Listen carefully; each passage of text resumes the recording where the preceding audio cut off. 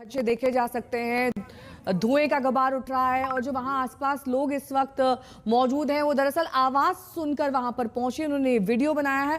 अभी तक कोई जानकारी इस बारे में नहीं है कि ये आर्मी का प्लेन है, उनके द्वारा भी कोई सूचना नहीं दी गई है कि आखिरकार इस तरह का कोई क्रैश हुआ है। शरद मेरे सहयोगी जुड़ गए हैं। शरद, कब तक का इंतजार करना होगा कि कुछ डिटेल सामने आए?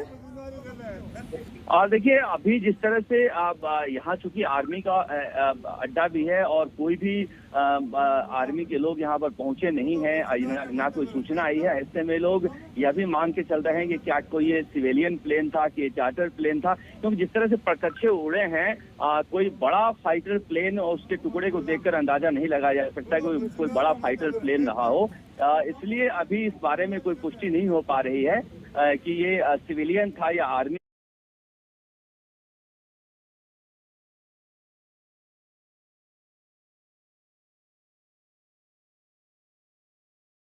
उड़े हैं। कहा जा सकता है कि लोग कह रहे हैं कि हो सकता है कि कोई चार्टर भी था, चार्टर भी हो सकता है जो जा रहा हो और जिसकी वजह से ये हादसा हो गया होगा। मौसम की वजह से कोई पुराना प्लेन रहा होगा, मगर पूरी इस बारे में अभी तक कोई पुष्टि नहीं हो पाई है। अब जिला प्रशासन के बाद का हम इंतजार कर रहे हैं कि वहां से क्या पुष्टि होती है कि कहाँ जा रहा था, कहाँ से आ रहा था, और उसके बाद ही ये खबर जो है कंफर्म हो पाएगी।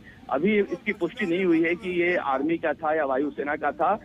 ये चार्टर्ड भी हो सकता है, लोग कह रहे हैं। ये सिविलियन विमान भी हो सकता है जो निजी तौर पर कोई ले जा रहा हो, क्योंकि बहुत सारे लोग इसमें सवार नहीं थे, ऐसा लग रहा है। चार्टर्ड विमान भी हो सकता है, क्योंकि प्लेन की जो हालत है उसको देखकर अंदाजा लगाना मुश्किल है कि किस तरीके का ये विमान होगा।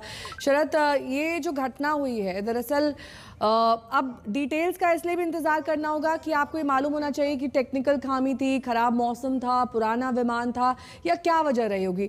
लेकिन हाल फिलहाल अगर हम विमान हादसों को देखें तो बहुत सारे सबक ये हादसे दे जाते हैं। अब इसके बावजूद भी अगर आप सचेत नहीं होते हैं, कोई घटना होती है तो सवाल उठना तो लाजमी है। बिल्कुल, जिस तरह से लगातार हादसे हुए हैं हाल के दिनों में, उसे देखते हुए ये जो हवाई सेवा है इसकी सुरक्षा मानकों को किस तरह से नजरअंदाज किया जाता है, उसका एक उदाहरण हो सकता है कि सिविलियन भी अगर ये होता है तो कहीं ना कहीं क्लियरेंस मिला होगा, उसके बाद ही ये उड़ रहा होगा और उसके बाद ही लेकर गया होगा। क्योंकि हाल के दिनों में जब से वायुसेना जब से वायु मार्ग खोला गया है, बहुत सारे प्राइवेट प्लेयर्स भी आ गए हैं जो छोटे छोटे हेलीकॉप्टर सेवाएं दे रहे हैं। उनके सुरक्षा मापदंडों को, सुरक्षा मानदंडों को किस तरह से परखा जाए, इसको लेकर अभी कोई बहुत ज्यादा रोबस्ट सिस्टम प्लेस नहीं हुआ है, जिसकी वजह से वो इस तरह के हादसे होते रहते हैं। जो पायलट के ट्रेनिंग है या फिर पायलट के रखने को लेकर है कि ये छोटे छोटे जो विमान सेवा देने वाली कंपनियां हैं, ये किस तरह के पायलट रखते हैं और कितने प्रशिक्षित पायलट रखते हैं, उस पर भी बहुत कुछ डिपेंड करता है कि विषम परिस्थितियों में किस तरह से ये हेलीकॉप्टर हो या फिर चॉपर हो उसको उतार सकते हैं। तो इस लिहाज से बिल्कुल कहा जा सकता है कि कहीं ना कहीं हाल के दिनों में हुए बड़े हादसे से भी सबक नहीं लिया है, जिसकी वजह से इस तरह के हादसे सामने आ रहे हैं। इस बीच आपको एक बार फिर से तस्वीरें दिखा देते हैं। इस हादसे की तस्वीरें दरअसल दूर दराज तक इस विमान के परखच्चे देखे जा सकते हैं। ये नई तस्वीर हम आपको दिखा रहे हैं। इसमें एक खेत जैसा इलाका है, यहाँ पर अब काफी संख्या में लोग पहुंच चुके हैं। एक व्यक्ति जिसका शव विमान से बाहर निकाला गया है, ऐसी जानकारी मिल रही है, लेकिन ये सेना का विमान है या फिर पर्सनल कोई चॉपर है, इस बारे में अभी तक कोई पुख्ता जानकारी नहीं मिली है। हालांकि इसे इंडियन एयरफोर्स का फाइटर प्लेन अभी तक बताया जा रहा है, लेकिन ये खबर कंफर्म होना अभी बाकी है। सेना की तरफ से इसे कंफर्म किया जाएगा। अब चूरू राजस्थान की ये तस्वीर आप देखिए। शरद मेरे सहयोगी जुड़े हुए हैं। शरद, जो वहाँ पर मौके पर लोग मौजूद हैं, ये दरअसल रेस्क्यू टीम पहुंचने में कितना टाइम लगेगा, क्योंकि आप बता रहे दूर दराज का इलाका है किसी गांव से? देखिए, चूरू हेडक्वार्टर से दूर का इलाका है, राजल देसर गांव है। राजल देसर गांव में ये हादसा हुआ है, जहां पर जो स्थानीय प्रशासन है वो तो पहुंच गया है, लेकिन जो एक्सपर्ट हैं या फिर सेना के लोग हैं उन्हें आने में देरी हो सकती है, जिसका इंतजार किया जा रहा है। बहुत सारे लोग इसे अभी भी मान के चल रहे हैं कि ये फाइटर प्लेन हो सकता है, क्योंकि इस इलाके में वायुसेना के बहुत सारे अड्डे हैं, मगर फिर भी इसकी पुष्टि अभी तक नहीं की जा चुकी है, क्योंकि एक व्यक्ति का 100 मिलने से लोग मान के चल रहे हैं कि अमूमन सेना के प्लेन में या फाइटर प्लेन में एक पायलट होता है, उस तरह से भी अंदाज लगा रहे हैं। पर फिर भी अभी जो फाइटर जेट है या सिविलियन प्लेन है, इसकी पुष्टि प्रशासन की तरफ से होना बाकी है, जिसके लिए अभी हमें थोड़ा सा और इंतजार करना पड़ेगा जब तक जिला प्रशासन या फिर सेना की तरफ से इससे लेकर कोई पुष्टि ना हो जाए। मगर जिस तरह का दृश्य है वो दृश्य बिल्कुल ही दिल दहला देने वाला है कि किस तरह से परखच्चे उड़ गए हैं। अब क्या तकनीकी खामी रही, भले ही मौसम खराब हो, मगर क्या तकनीकी खामी रही जिसकी वजह से इस तरह के हादसे हुए हैं कि इतने दूर दूर तक मलबा बिखरा पड़ा हुआ है। ये एक बार क्या कुछ मलबे के हिस्से में आग भी लगी हुई है? तस्वीरों में ऐसा दिख रहा था, कुछ हिस्से में आग भी लगी हुई थी। छोटे छोटे हिस्से में आग दिखाई दे रही है। वो आग किन वजहों से लगी हुई है, क्योंकि एक जो व्यक्ति बरामद हुआ है जला हुआ, जिसे पायलट माना जा रहा है, वो बिल्कुल जला हुआ है।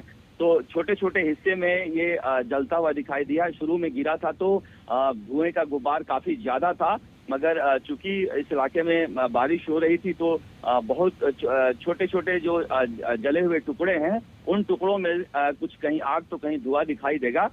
मगर ये पूरे करीब मुझे लग रहा है कि 1 किलोमीटर के दायरे में पूरा मलबा बिखरा हुआ है, जहां लोग जा कर इसको देख रहे हैं उठाकर कि कौन सा पार्ट कहाँ पड़ा हुआ है।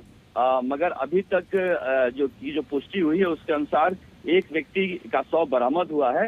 बाकी की पुष्टि का हम अभी जिला प्रशासन की तरफ से इंतजार कर रहे हैं। जी,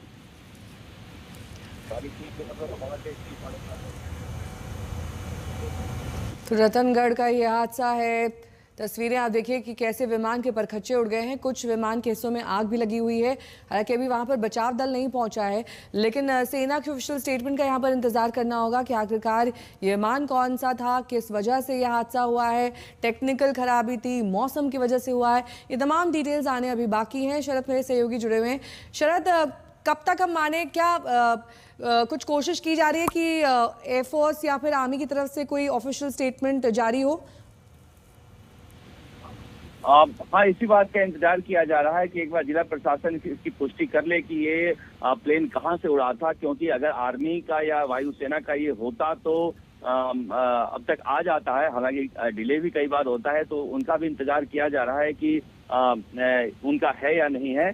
मगर जिस तरह का ये हादसा हुआ है, उस हादसे को देखकर ये कहा जा सकता है कि ये काफी दिल दहला देने वाला हादसा था और खेतों में जाके ये गिरा है, जहां पर आसपास आबादी नहीं थी। अच्छी बात थी कि दूर दूर तक आबादी नहीं थी, रेगिस्तान में गिरा है।